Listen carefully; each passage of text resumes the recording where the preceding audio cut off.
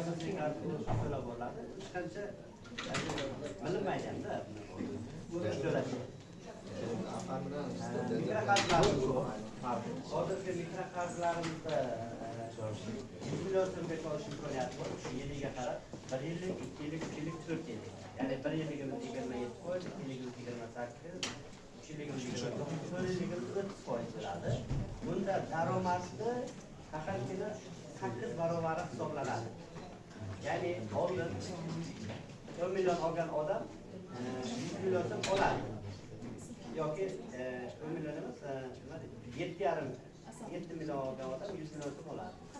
Hozirgi kunda o'sha 7 million rasmiy daromadga oladigan odamni faqatgina 8 barobar, ya'ni 8 ga ko'paytirilganda necha pul to'g'ri keladigan bo'lsa, 56 million, o'sha 56 million oladi.